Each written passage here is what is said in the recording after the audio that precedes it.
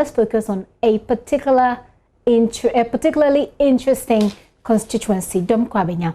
It is located within the East District of the Greater Accra region of Ghana and is formed prior to the 2004 December presidential and parliamentary elections by carving the new Dome Kwabenya out of the Bokobi Madina constituency. Now, that seat was first won by the Speaker of Parliament, Professor Michael Quay, for the NPP, and it's currently held by Adwoa Safo, who won the 2012 and 2016 elections, again for the NPP. Now, the 2020 election promises to be keenly contested. Emmanuel Adongo is contesting as an independent candidate. He's seeking to wrestle power from the incumbent and also a Minister of State in charge of procurement, Adwoa Safo, Sarah Adwoa Safo. And Mr. Adongo joins me in the studio. Mr. Adongo, thank you for coming. Thank you, Kifli, for having me on JoyNews. Right, you're welcome. So tell us a little bit about you. Who is Emmanuel Adongo, who wants to take the seat from the Sarah Adwoa Safo? Well, once again, thank you, and I would like to greet my people in Dome Kwabenya and every listener now. Yes, like you said, my name is Emmanuel Adongo Anderson. I live in Dome Kwabenya. I've lived in Dome Kwabenya for 20 good years. I'm a businessman. I have invested in my business in Dome Kwabenya for the past 11 years. What kind of business are you into? I'm in the food industry. Okay. Right. And I grill the best chicken in Ghana. I see. Yeah. Right. But you're also a member of the NPP. I was. Okay. So you have been a member of the NPP, which is what makes it a bit curious that a member or former member, whichever way it is, of the NPP will be contesting the party's candidate. Yes, according to our constitution, I mean, when I say our constitution, I still have a soft spot for the party. First of all, by the way, before I even come to you answering this question, what shows or what is there to prove that you are actually a card-bearing member of the party? I chose not to bring my dues booklet and my party card because it's null and void. That's okay, but just give us the proof. I mean, just tell us your involvement, your level of involvement in the party, even at the constituency level. Yeah, in the constituency level, if you care to know, in my 20 years in Dome Kwabenya, I have been actively involved in campaigning on my own because I have a big leverage in Dome Kwabenya. I have a big following in Dome Kwabenya. I have campaigned over the years in Dome Kwabenya, especially for Adwoa Safo herself. You used to campaign for her? I even had a polling station where I was attacked because I was trying to respond to an alarm that she gave that voters who vote and soil the ballot paper with their thumb would be counted as null and void vote. Well, so which election was this? 2012? I'm talking about 2016. 2016. Which I adopted 4 or more polling stations where I had to buy tissue paper to share among every voter. Clean your hands after voting. So that you don't soil the ballots. Yes. The ballots paper. So and I was a police patrol team was called on me, and just to say that I was doing something that was not right, but I had to do it. And so she knows you personally. I believe so. But she's never approached me personally. You have not spoken to her, engaged her personally? I only had she had the opportunity to talk to me when I decided to organize a demonstration in the colors of residents and business owners of Dome Kwabenya. I see. So you say you are a member of the NPP, but then you decided to still go as an independent candidate against the party's candidates. Sure. Why? Because I believe that I have what it takes and I want to serve the people of Dome Kwabenya. I believe Dome Kwabenya people deserve better. The largest constituency in the country, voting for the NPP, I believe we deserve better than what our honorable member is doing for us. So let's look at the things that she's doing and what you think she's supposed to do, which you think you would do better, for which reason you want people to vote for you. What are the key issues as a resident there and someone who wants to be member of parliament you've identified in Dome Kwabenya? Gifty, thank you. But if I should say, it might sound some way, but if I should say, for reality, Dome Kwabenya has seen nothing so far. Yes, let's not talk in abstract terms. So if you say nothing, so what is it that needs to be addressed? What are these issues? So for example, we are seeing a large number of youth unemployment in Dome Kwabenya. Okay. And my main reason for coming into this race is because of the youth. I'm a youth man and I'm well connected to the youth. And I believe that I have what it takes to deal with the youth because I understand the youth, I know what their problems are, and I believe I am the best person who can get the youth redirected on the right path to get to where we all think we should get to. That's one problem you've given me. Give me at least 3 problems in Dome Kwabenya that you are looking to address if voted into power like you want. So, for example, we talk about youth unemployment. Yes, that's one. I want you to give me 2 more, at least, so we can have 3, and then we'll look at how you intend to deal with those 3 issues. So, apart from youth unemployment, what else is there? Businesses are collapsing. Okay. I am a business owner myself. I have invested in Dome Kwabenya for the past 11 years. I have employed a lot of the youth. I have employed most of the youth who work with me were coming in more like a shift. They come, they work. When it's time to school, they go to school. When they're on holidays, they come and work with me. Youth unemployment is too huge in Dome Kwabenya. And okay, so I want you to, you've gone back to the youth unemployment, and I want you to move on to talk about other issues. Which other issues are there? You've mentioned youth unemployment, and you've talked about businesses and the fact that they're not thriving. Apart from that, what else? Which other problem is there? Gifty, you agree with me that when we talk about development in communities, roads are very, very important. When you talk about roads, you talk about employment. It's indirectly connected. Okay. Okay. When the roads are done, businesses along the roads, you agree with me that small-scale businesses contribute about 90% of our GDP. And we employ a lot of the youth, especially unskilled youth, because you talk about SHS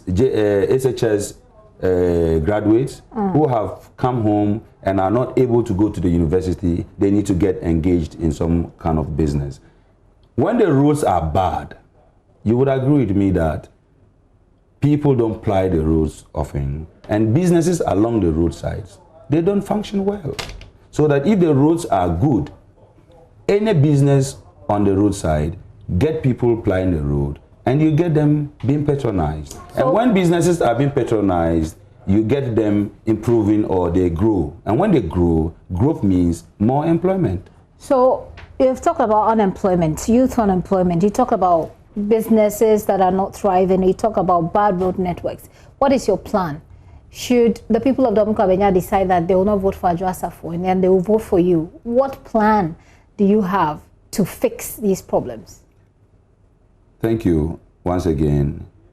Talking about roads, for instance, which I believe that when roads are fixed, Dome Kwabenya is not a poor community. Dome Kwabenya is a community, it's a cosmopolitan community that you have all sorts of tribes living there. And a lot of businesses going on there. If we fix the roads, businesses will thrive. And when businesses thrive, people, the youth will be employed. You said that already. What I want you to address is what your plan is. Because, I mean, here is a member of parliament who is in leadership. He's the deputy speaker in parliament. She's one of the deputy speakers in parliament. She's been in this position, won a lot of votes for you. You are saying that this person's plan is deputy majority leader, deputy majority leader she is. And you're saying that this person's plan is not working for the constituency. Yeah. So what is your plan that is superior to Adwoa Safo's plan, for which reason the people should vote for you? So I'm going to make sure that first and foremost, I work on making sure that at least with our almost 70 to 80% roads that are bad, I lobby seriously for them. You see, there are some issues when it comes to even the roads. There are some portions of the roads that are so bad that they create a lot of inconvenience and create a lot of traffic. Let me give you an example of one of the important roads that she hasn't been able to pay attention to, and I'm surprised about that. Which road? When you get from Hacho, when you're going to Ashoman, Kwabenya, there is a place we call the transition, and the transition has a connection into Kwabenya, and we call that road the Boshe Road. The Boshe Road has been ignored. That Boshe Road from transitions, when that road is done, is going to reduce traffic drastically. And I don't think you need rocket science to identify some of these problems and deal with them. You say some you are going to lobby. I am going to lobby, put pressure. Sometimes I can tell you. She's much closer to but power. Her voice is not heard. Don't you think? You think she's not lobbying enough? She's not lobbying enough. Her voice is not heard. She hasn't got that voice that is supposed to be heard. I have that voice. How do you mean she hasn't got the voice? Well, because nothing is happening. Then if nothing is happening, then she is not doing what she has to do. And we all know that as a member of parliament, you are to legislate. However, you are supposed to what? Lobby for projects, developmental projects in the constituency. I am going to lobby. I am going to put pressure. I am not going to give in to any other responsibility. My responsibility as a member of parliament in Dome Kwabenya is to work for the people, is to make sure that what the people of Dome Kwabenya, Hacho, Boshe, Pure Water, Abokobi, Dome, all those places that are lacking all the basic things that they need to make life just comfortable. I see. I am going to make sure that I put in my voice, that loud and powerful voice that I will put in there, and then make sure that those things are done. However, if I should add this, you see, as a member of parliament, you are more like a leader of the community. We want a leader who can create a good rapport with the people who live in the community. We have well and doing people who can. Well, if you are able to bring them together, we can start solving some of the problems. Government can't solve all of our problems. And if you want to sit back and say government is coming, no. I am going to make sure that I create that rapport with the people in the constituency. Even if it's one city contribution, we can solve some of the basic problems that would ease the pressure in Dome Kwabenya. Okay, as an independent candidate, you are required to, when you get to parliament, or if you get to parliament, to align. You either sit with the NPP or sit with the NDC, because they are the parties in parliament at the moment. Who will you be aligning with? Gifty, as much as I have been an NPP member, and my understanding of parliament is that, you see, in parliament, so far over the years, you have, if NDC is in power, it's an NDC agenda. If NPP is in power, it's NPP agenda. Fair enough. But we do not have a Ghana agenda. And I believe that once parliament is the heart of development, once parliament is the heart of governance, the independent candidates, we need to have the independent candidates in parliament, so that when NDC says that this is this, NPP says that no. We're not at that level where you have the number of independent candidates. I am coming in and I'm going to advocate and encourage people to go in. That's not how it works in parliament. That's not how it works. The way it works is that you have to be either on this side or on that side. You have to choose one. No, but if NDC says this and NPP says this, and I don't agree with the two of them, and I think I am interpreting what the people are saying. Yes. Then but when it comes to voting, you cannot vote as one person. That's only one vote you have. We have members of parliament walking out of parliament because of voting. they walk out. So if I feel that I don't believe in what NPP is saying and I don't believe in what NDC is saying, I would not vote. I see. Let's wrap up with what Adwoa Safo has done for the party in the election. So if you look at her vote, she had in the last election she had 63,488 votes, as against the NDC's 29,392. Now that's a very huge margin, and that's a lot of votes. And if you look at how it translated into the performance of the president, Nana Adongo there, he had what, 62,000. So you're looking at something that's very. So it looks like the people who voted for Adwoa Safo are probably the people who voted for the presidency. So and I think a little over 1,000 more voted for her than they even voted for the.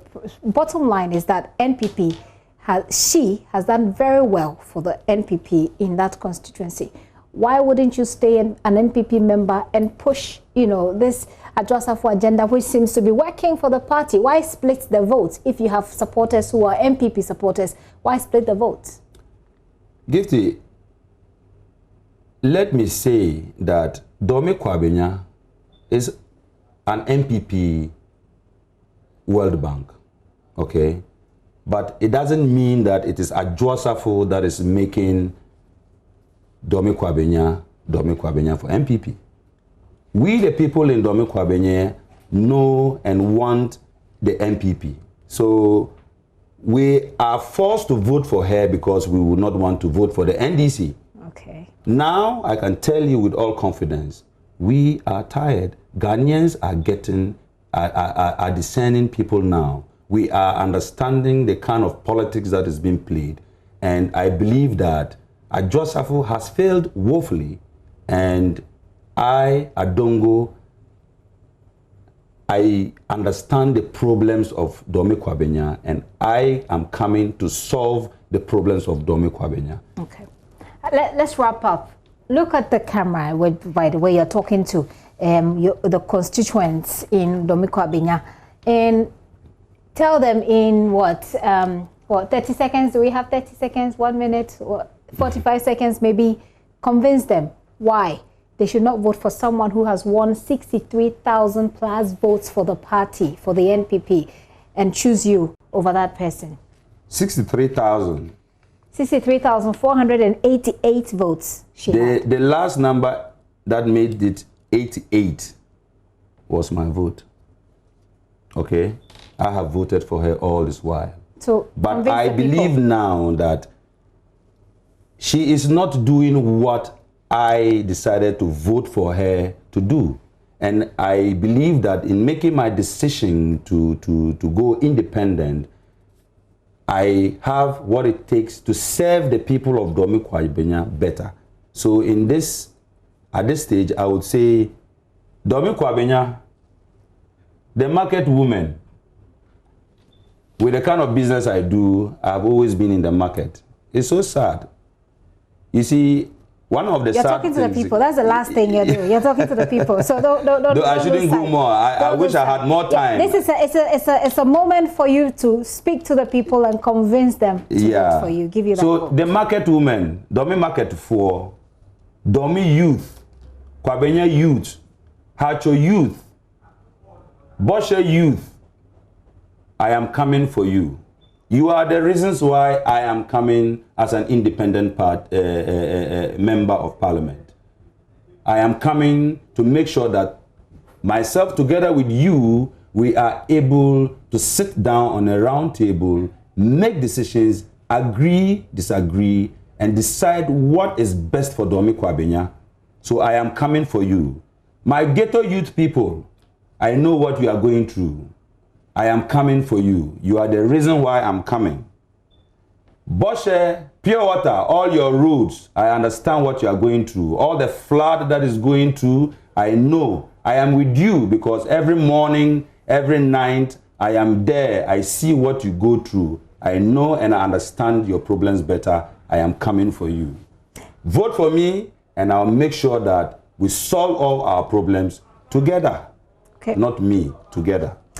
All right, so if Anderson Adongo Emmanuel is the man you believe in, well, you know what to do on December 7. For now, I say a very big thanks to you for coming, and I wish you all the very best as you go into the election. Thank you very much, Gifty. It's nice to have been here. Okay. All right. So this is your election headquarters, and we'll be here to bring you everything as it happens. And before it even happens, we have a whole lot, and you know that already.